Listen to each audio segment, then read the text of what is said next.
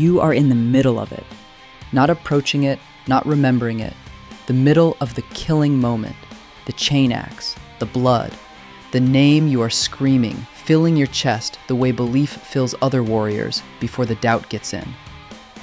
The world has reduced itself to the width of a blade, and the space between you and the next thing that needs to die. There is no past in this moment. There is no future. There is only the axis of the swing and the resistance at the end of it.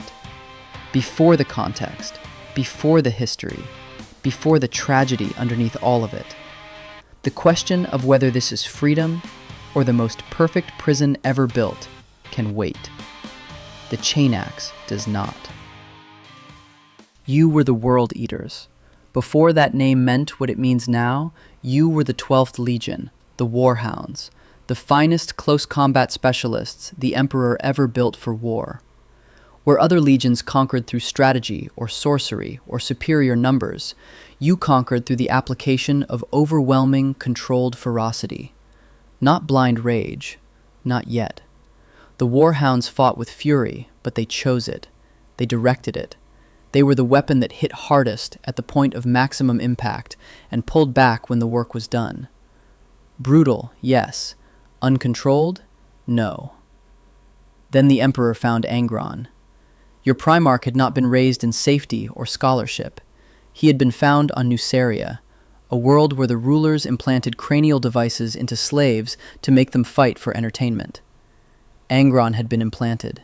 He had escaped.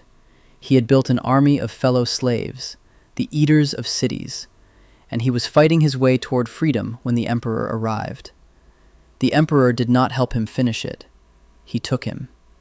Angron watched from the Emperor's flagship as his brothers and sisters died on the slopes of the hill where he should have died beside them. The battle he had chosen. The people he had chosen to die for. The end he had earned. The Emperor took him from all of it because Angron was too valuable to lose, and the slaves had no value at all. Your Primarch never forgot that. He was not given the chance to forget it. The devices in his skull made forgetting impossible. That wound was the first thing the warp found. You need to understand what the butcher's nails actually are before you understand what they did to the World Eaters.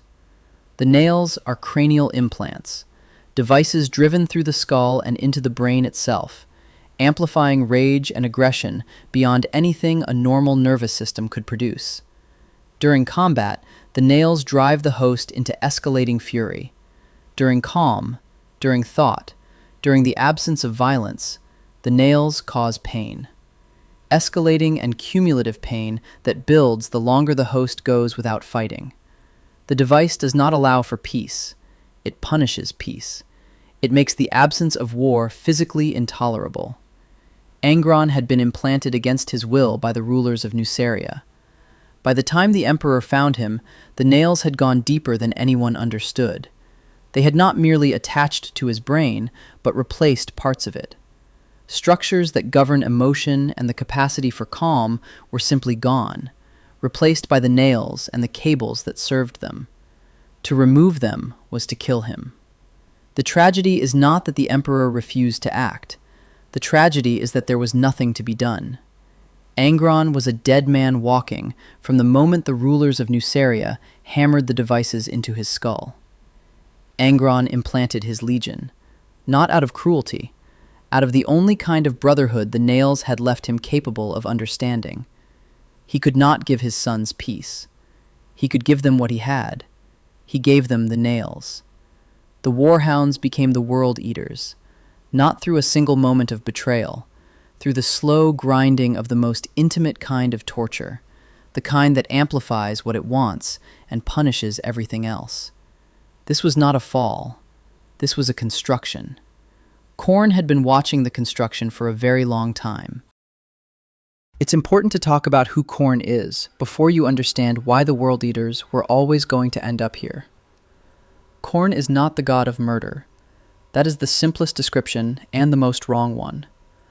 Khorne is the god of martial pride, of honor in battle, of the absolute purity of the killing moment stripped of politics and strategy and all the reasons armies give themselves for why violence is justified. Khorne does not care about the reasons. Khorne cares about the moment. His followers are not sadists. Khorne despises cowardice and cruelty equally. Cruelty is what the weak do when they want to feel powerful. Khorne has no interest in weakness on either side of a blade. He lives for the moment when two beings are fixated in battle and only one walks away. This is his theology. Blood for the blood god. Skulls for the skull throne. These are not metaphors. Khorne does not make bargains the way Tzeentch makes bargains. He does not offer gifts the way Nurgle offers gifts. He does not seduce the way Slaanesh seduces. He simply is, the oldest and most primal of the four, the god whose domain was already being filled before humanity developed the language to name him. The nails had already done most of the work. They had already stripped away the capacity for peace, already made the absence of war physically intolerable, already reduced the distance between the World Eaters and Khorne's ideal to something barely measurable. The Horus Heresy and the Eye of Terror did the rest. Khorne did not corrupt the World Eaters. The nails corrupted the World Eaters. Khorne simply noticed that the thing the nails were producing was exactly what he had always wanted, and claimed it. The question is whether being claimed by the god whose ideal you have already become is a bargain or just a description.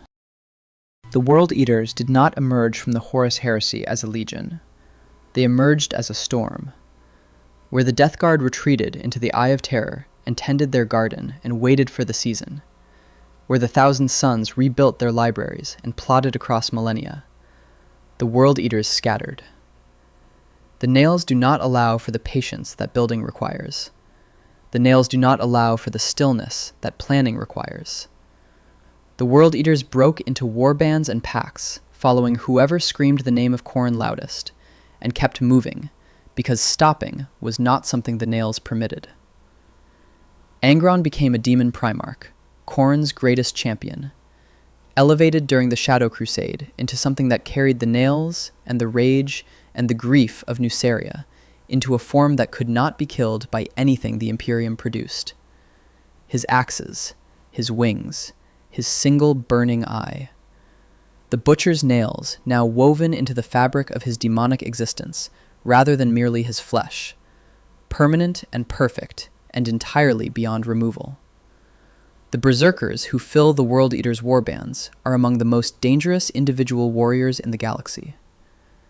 The Eightbound, those given fully to Khorne's demons, fight with a ferocity that makes standard Beserkers seem measured. The Jakhals, the mortal followers who run alongside the armored warriors, move at a sprint toward things that should make them run the other way. 10,000 years has not refined the World Eaters. It has distilled them. Everything that was not rage, strategy, patience, mercy, doubt, has been burned away one campaign at a time. What remains is the purest expression of what the nails always intended, a weapon that cannot be anything else. The question of whether a weapon knows it is a weapon is the question the World Eaters cannot ask. The nails make the asking hurt too much. When the Great Rift tore the galaxy in half, the World Eaters did not pause to consider what it meant. Consideration is not something the nails reward. What the Great Rift meant in practice was more. More worlds. More enemies. More killing moments. More of the only thing the nails had ever wanted. And then Angron returned. The Great Rift had torn reality open in ways that had not existed since the Horus Heresy. The barrier between the warp and the material universe was thinner than it had been in 10,000 years. Angron came through it. Not as a vision. Not as a demon manifestation bleeding through a weak point. Physically. Completely. With the full weight of what 10,000 years of Khorne's favor had made him. The invasion that followed was not a campaign. Campaigns have objectives. The World Eaters do not have objectives.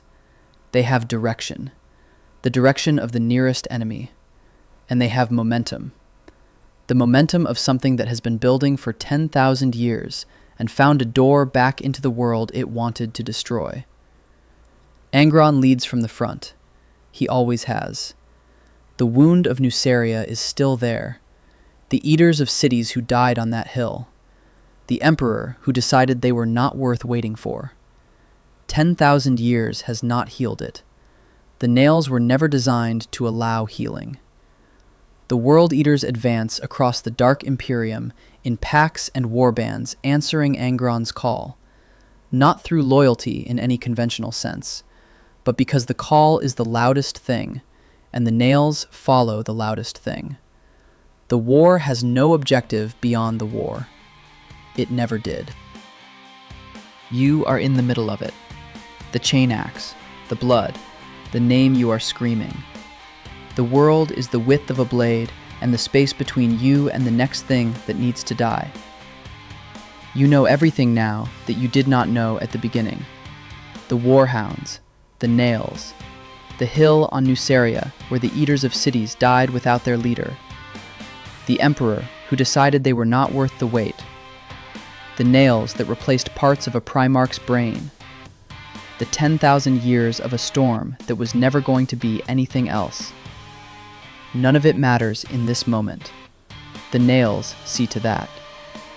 The question you cannot ask, the question that 10,000 years of war have burned down to something that only surfaces in the spaces between swings when the nails are briefly satisfied, is whether the thing holding the chainaxe chose to hold it.